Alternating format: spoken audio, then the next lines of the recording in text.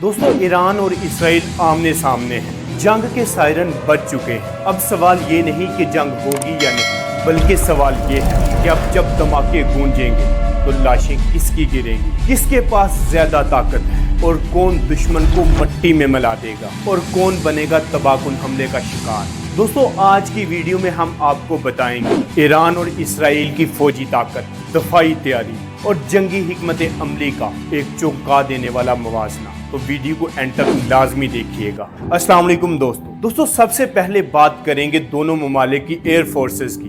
तो दोस्तों ईरान के पास 188 जंगी तैयारे हैं, जिनमें रूसी, चीनी और पुराने अमरीकी तैयारे शामिल हैं। दोस्तों जबकि इसराइल के पास 240 जंगी तैयारे हैं, जिनमें जदीद तरीन तैयारे F-35, F-15 और F-16 तैयारे शामिल हैं।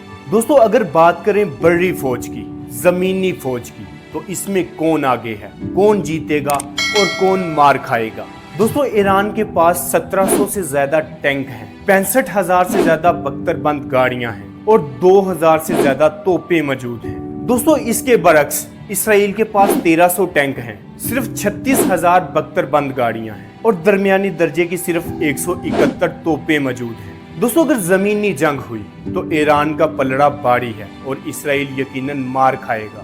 दोस्तों अगर बात करें बहरी कुव्वत की और पानियों और समुद्रों पर किसका राज है, तो ऐसे में ईरान के पास 25 आबदोजें मौजूद हैं, 107 बहरी जंगी जहाज मौजूद हैं, जबकि इसराइल के पास सिर्फ 5 आबदोजें मौजूद हैं और 62 बहरी जंगी जहाज मौजूद हैं। यानी समंदर में भी ईरान को सबकत हासिल है। दोस्तों अगर बात करें खामोश कातिल की यानी ड्रोन्स की, तो ईरान के शहीद ड्रोन्स वही हैं जो रूस यूक्रेन की जंग में रूस इस्तेमाल कर रहा है, और दूसरी तरफ इसराइली हिरोन ड्रोन्स जो अजरबैजान, भारत और जर्मनी इस्तेमाल कर रहे हैं। ये टेक्नोलॉजी का एक शाहकार ड्रोन्स है। दोस्तों अगर बात करें मिसाइल्स की, तो दोनों ममालिक के पास जदीद और दूर दराज के फासले को टारगेट करने वाले दरमियानी दर्जे के मिसाइल मौजूद हैं। दोस्तों आज के दौर में जंगें सिर्फ पानी, जमीन और हवाओं तक महदूद नहीं रही, बल्कि जंग में सबसे अहम किरदार साइबर वार का होता है। तो अगर बात करें साइबर वार की, तो याद रखें इसराइल 5वें नंबर पर आता है, लेकिन ईरानी हैकर्स भी किसी से कम नहीं।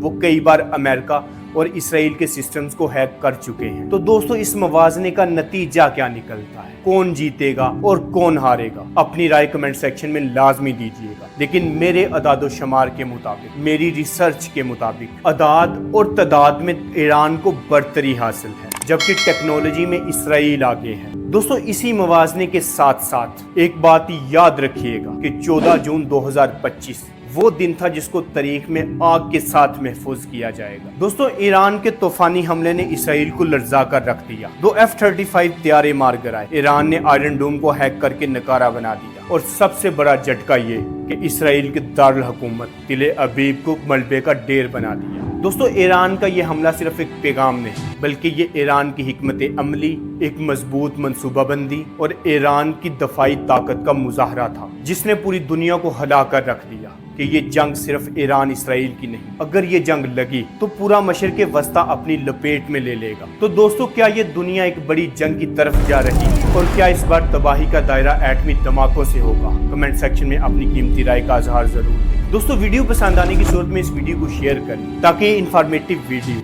हर एक तक बआसानी पहुंच सके। और अगर आपने अभी तक मेरे चैनल को सब्सक्राइब नहीं किया तो इसको अभी सब्सक्राइब करें, ताकि इस तरह के इंफॉर्मेटिव वीडियो आप तक बआसानी पहुंचती है। मिलते हैं अगली इंफॉर्मेटिव वीडियो के साथ, तब तक के लिए अल्लाह हाफिज।